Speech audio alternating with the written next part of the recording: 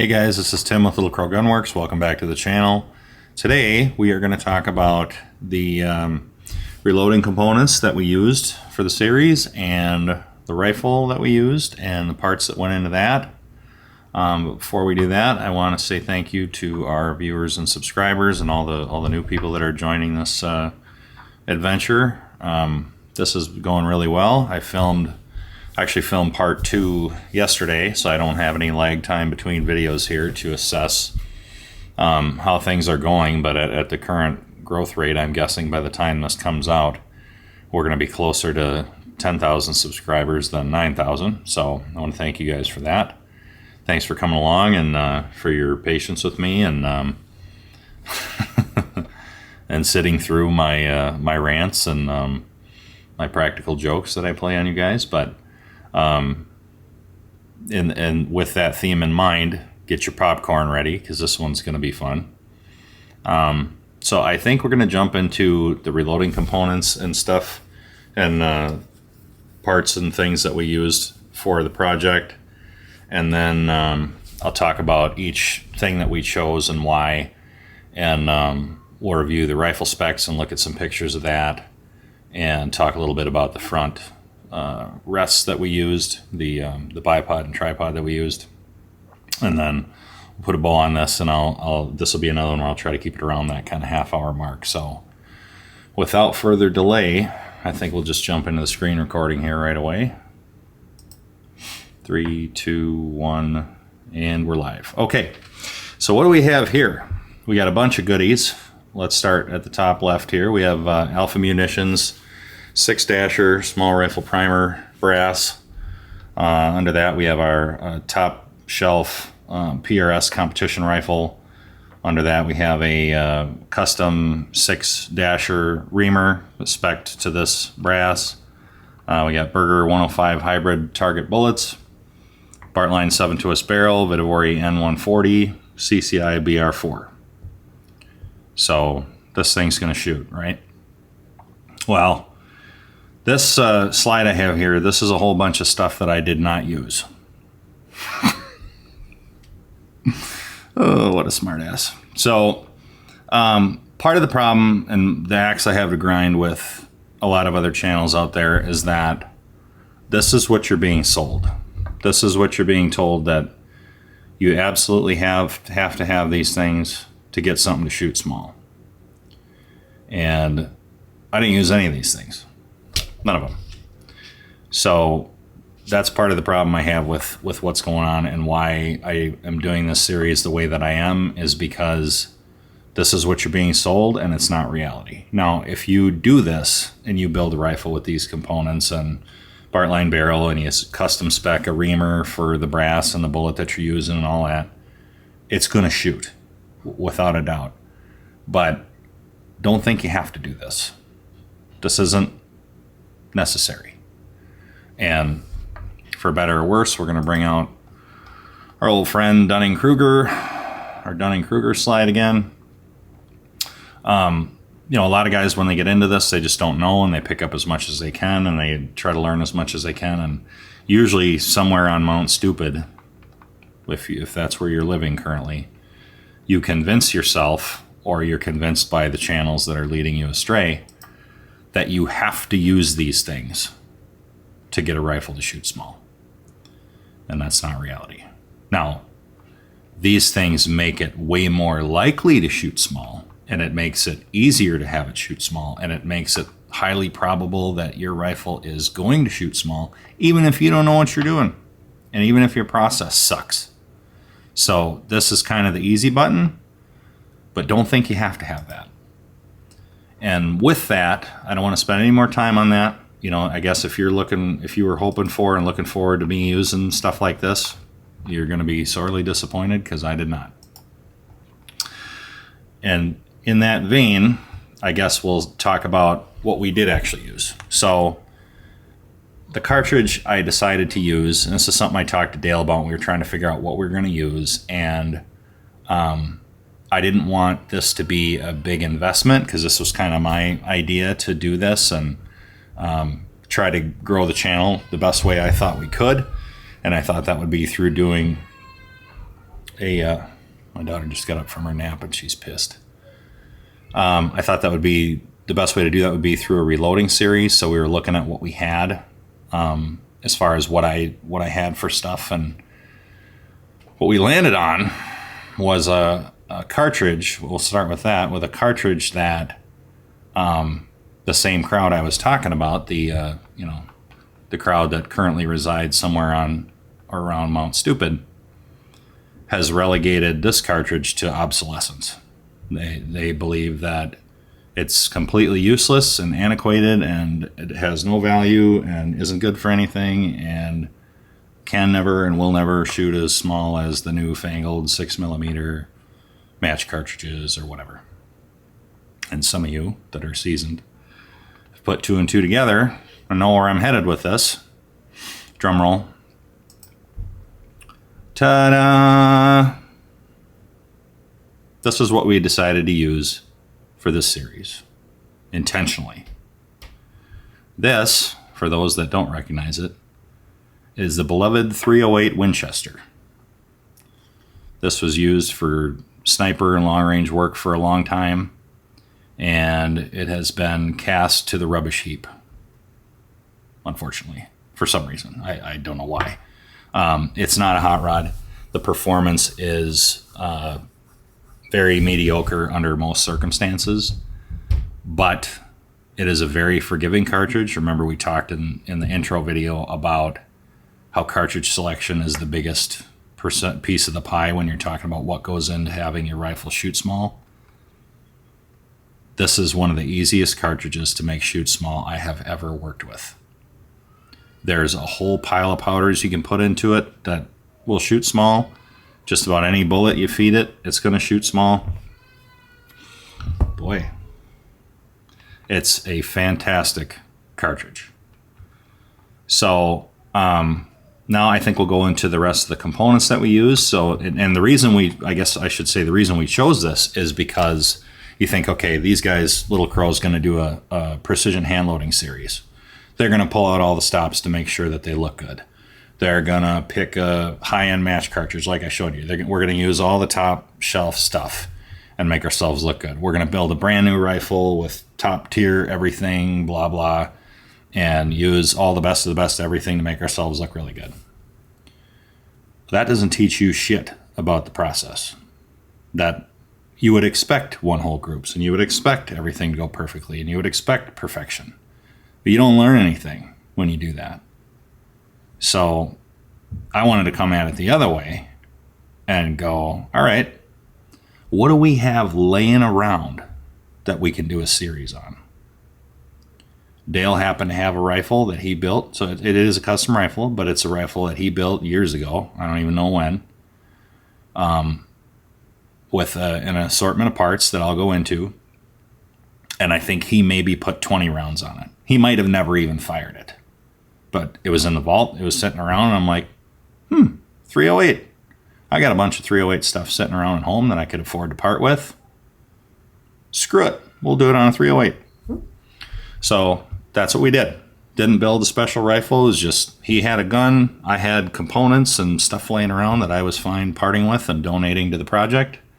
Because, as I said in the last video, this is about teaching you guys the process. It's not about, you have to use all the best equipment and you have to use all the best parts and you have to use top shelf everything to get stuff to shoot small. I shoot, I know people have their opinions about 3-shot groups, but it's a good marker for precision in general. Like, if you shoot a 3-shot group that's in the zeros, the first number is .0 whatever, that's a good group. I don't care if it's only 3 shots. I do that every other month. I'll shoot a group that's in the zeros.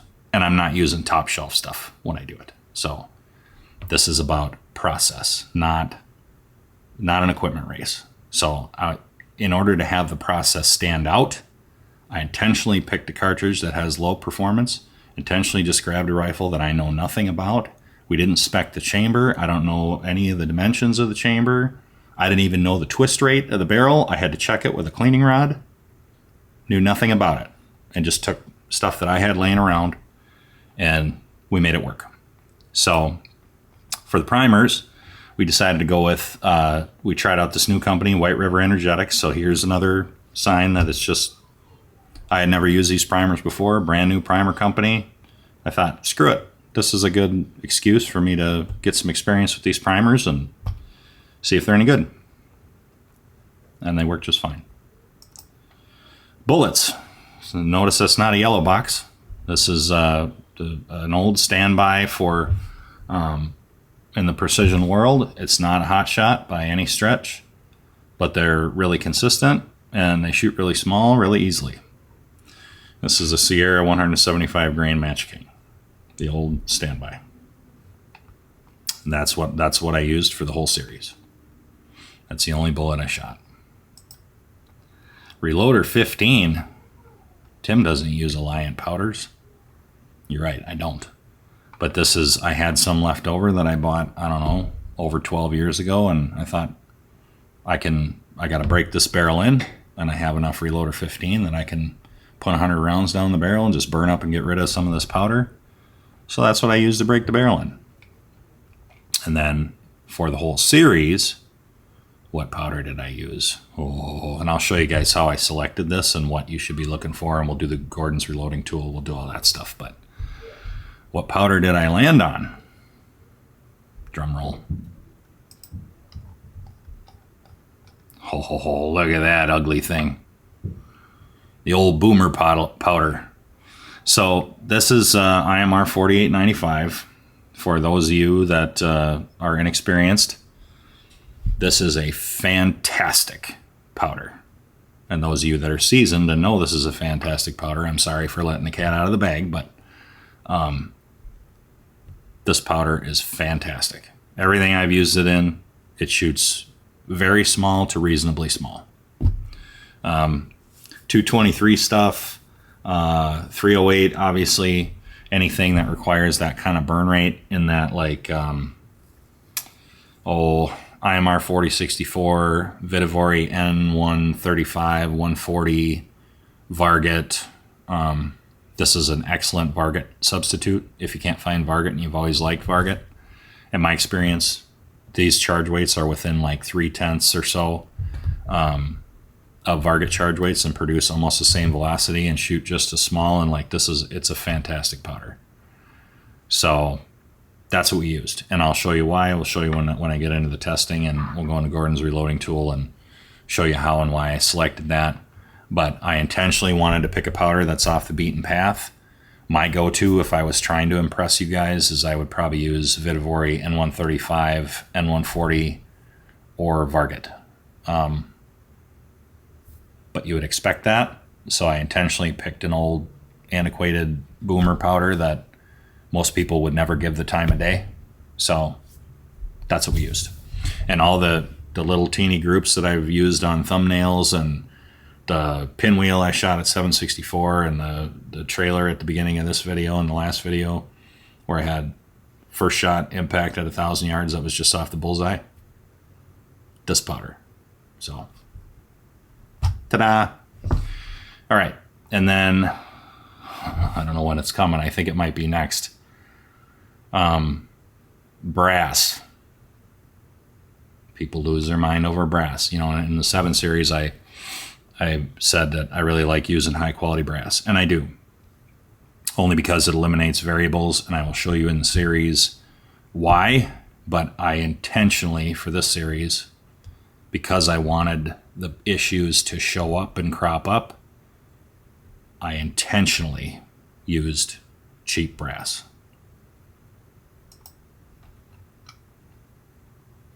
This.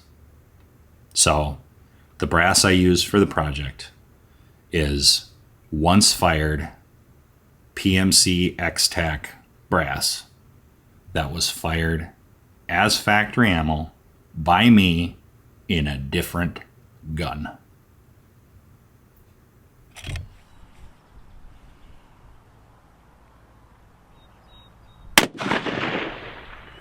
Impact.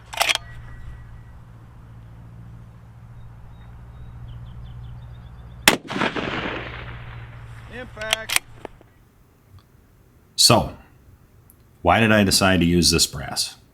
because I had a bunch of it laying around, and I intentionally wanted to use it again to show you that with a good process, you can still get a gun to shoot amazing, even if you're not using top shelf everything.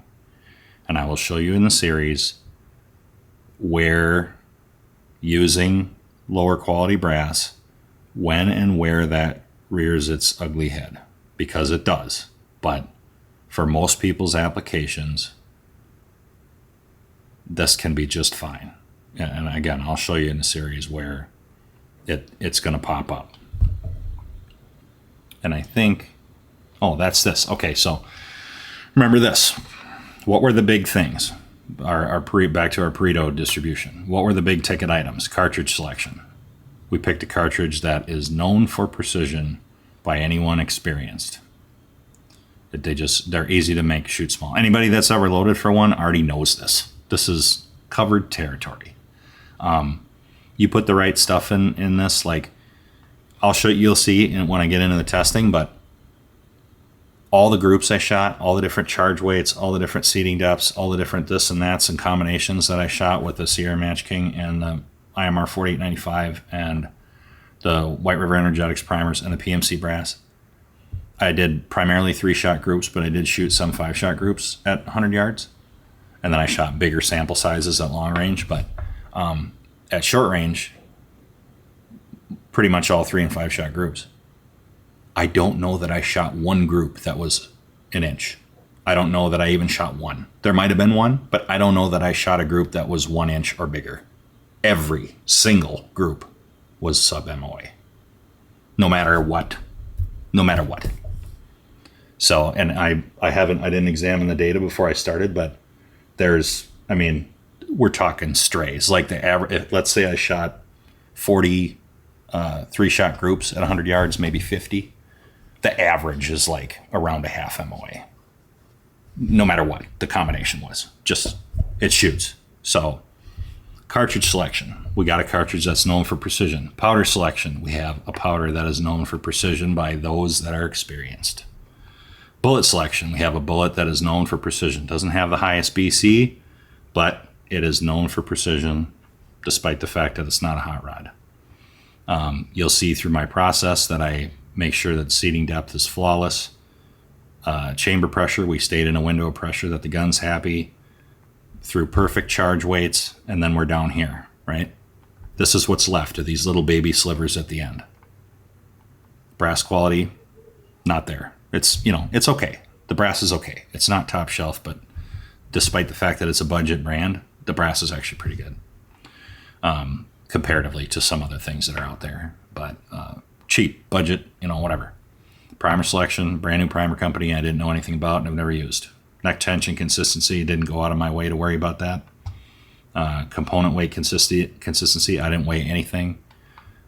Primer seating depth, obviously I didn't worry about that. I'm using an RCBS hand primer.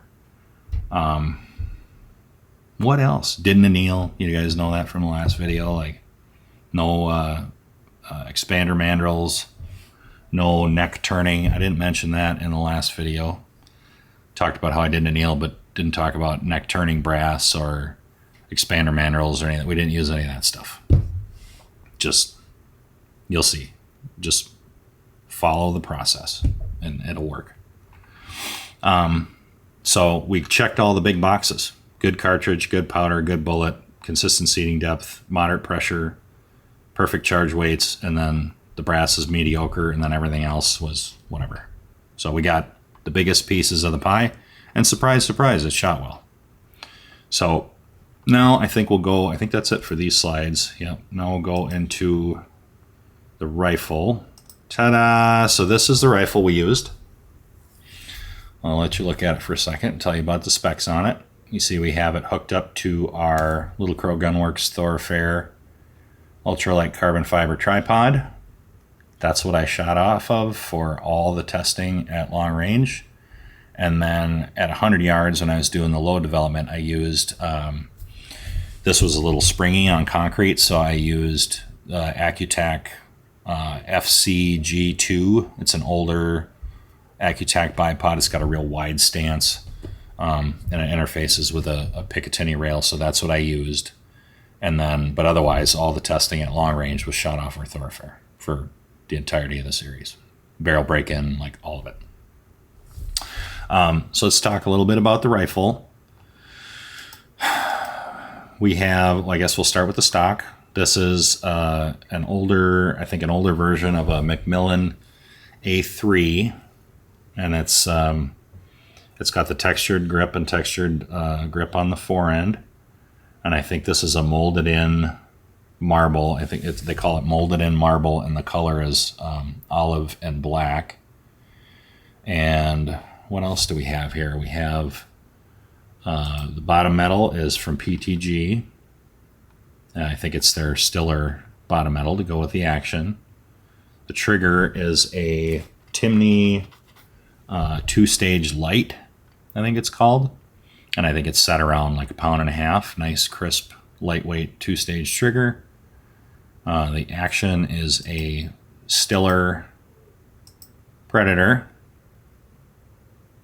It's a high-end aftermarket action. It works great. It's a Remington 700 clone. There's a lot of them out there, but this one happens to be a Stiller Predator. And then the barrel is kind of an odd duck. It's a Lothar Walther barrel. So we've used a lot of their barrels in the past, and I think they're kind of known for they have this, like, the rifling on it is like a polygonal or polygonal, however you say that, depending on where you're from. Polygonal rifling in it, which is, I think it's really popular for like machine gun barrels. So I wasn't really sure what to expect for precision. And then I'd actually thought about using a different bullet that I had laying around. I had a few hundred of laying around. But then I thought, I better check the twist rate on this thing. And it's a 1 in 12 twist. So I couldn't use the other bullet I was thinking about using, which was fine. So I ended up using some Match Kings that I had laying around, it's pretty well perfect for a 12 twist barrel. So that worked out good. And I think it's in a no fluting. I think it's in like a Rem Varmint or Sendero profile. It's about 820 at the muzzle. And then this brake, I think, is actually like I think Dale told me it's like a prototype that a buddy of ours actually designed. So it's not a brake that's actually in production. It's a prototype that he was playing with that Dale put on this rifle to try out, and then never really ended up shooting the rifle much. What else? Oh, I suppose we should talk about the optics. So we ended up going with a Athlon Cronus. We bought a bunch of these for R&D to put on our test rifles for these type of projects, because we wanted something that had wide field of view, good glass quality, big tube diameter, and then windage and elevation that are direct dial, so no capped windage and direct dial elevation turret. And Dale was really wanting to play with these, so we ordered a handful of them, and we've been using them for different projects. And intentionally bought versions that were MOA. Shooting long range with MOA. You can't do that, fool. And then I usually put a vortex level on everything. I've talked about this in other videos. For those of you that are new, I do that intentionally because the frame on that vortex level is real big. So it ends up pushing the bubble level out away from the tube. So I can put it on the front of the erector assembly and get it far enough away from my eye that I don't have to pull back or do anything weird to be able to see if it's level. I can literally just look without having to move my head or take it off the gun or anything. So I like being able to put that far enough away and put it on the back side of the erector assembly. But the problem is if you get a level that has a really small frame, you can't do that because then you can't see the level. So I like these vortex levels because it lets me put it far enough away that I can see it easily. So that's what I used. And it's in a perfect place, and all you can really see is the level. So I think that's about it. And then I think I used a variety of different rear rests, which you'll see in the series. I'll go into more as needed. But yeah, this is what we decided to use. It's a rifle that that Dale had just laying around that he built years ago and never really got to play with. And I thought this was a perfect opportunity to break it in and use it. And it's in a known precision cartridge that unfortunately has been cast to the wayside by people who don't know any better. And I had a whole bunch of components and brass and stuff laying around. The only thing I bought that was new was the primers. I thought, hey, here's a good excuse to use them and show that I'm not like cherry picking components trying to, make this easy on myself. I wanted to use, I guess I can, now that you've seen this, I can kill the screen recording and just talk to you guys. So I hope you see what we're trying to do here. I intentionally wanted to pick things that aren't known to be the best of the best and use once fired brass from a different gun and like whatever, just use mishmash stuff in a gun I know nothing about that I literally just pulled off the rack and put a scope on, and doesn't matter, made it shoot. So that was the point, is to narrow this down to process. I don't want it to be about equipment. I don't want it to be about the gun. I don't want it to be about reloading components and what powder and did he use burger bullets, and like that shit doesn't matter nearly as much as you guys are being told it does. If you are shooting F-class or bench rest competitions or something where things are won and lost by 1 point or hundreds of thousandths of an inch or whatever, then pull out all the stops. But for you guys that are just trying to recreate and just shoot and have fun and trying to learn this stuff and hunt big game and whatever, like your average guy, so much of this shit you guys are being told is complete BS. You don't need it. No, it's nice. Everybody likes to have nice stuff. And if you want to get the nicest stuff just because to eliminate those variables, like I said earlier, it can make it more likely to shoot good, but it's not required. So don't think it is. And I'm going to beat that into you guys in this series, that if you have a good sound reloading process and you know how to analyze this stuff and make good decisions. And the other thing I should say is be willing to test some stuff. A lot of guys, like if you watch the 7 series, I spent a lot of time talking about minimal investment loading process. Like I have a process where it's how fast can I get a load together that's adequate? And it takes a minimal number of shots. But if you're really trying to wring the most out of any given weapon, you got to be willing to test some stuff. Like something like this where I'm trying to make it shoot as good as possible within reason without, adding a bunch of steps for steps' sake, like I talked about in the intro video. Just with one powder and one bullet, I'll spend 100, 150 rounds on load development to get it as good as it can be within reason. Most people aren't willing to spend that amount of components and time and testing. But if you really want it to shoot small, like the thumbnail I used for the intro video where that was 3 different charge weights in a row. Shot a 0.049, a 0.1 something, and a 0.3 something. Like, if you want those kind of results, you got to be willing to test some stuff and you burn up some components and burn some powder and learn how to do this stuff. And I'll show you how to do it, but it's still going to be on you to be willing to commit, that amount of time and components and testing and whatever to get those kind of results. Because you can accidentally stumble into a 0.049 group, but it's not going to happen very often. Most people will go their whole life and never shoot a group that small. So don't think you're just going to trip over one. You got to be willing to test some stuff, be willing to get out there and try different things and burn some components and be willing to experiment. Next, I think we're going to go into we should probably do, talk about cartridge and powder. And if you're, basically my process if somebody wants to build a new rifle, how we start and where we back into, like we start with a goal and then we kind of back into everything from there. So I think we'll spend some time doing that. I don't know exactly what all I'm going to include in that next video. I'll probably just start working on things and see where it takes me, but it'll be the next position will be the next video will be logical. It'll either be start with a goal and back into a cartridge and then start picking your powder, or maybe we'll just go into cartridge and powder. But I just wanted to get this out of the way so you guys know what all equipment we're using and lower the intimidation factor so you don't think that the only way, based on what I've shown you so far with the groups and the hitting stuff at long range or whatever, don't think you have to have the best of the best of the best. You don't. It's nice, it helps, but it's not required. So I think that's it for now. Thank you guys again.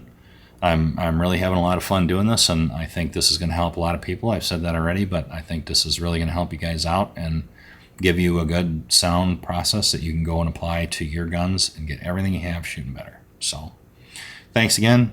Like, subscribe, share with your buddies, all that good stuff. We'll see you on the next one.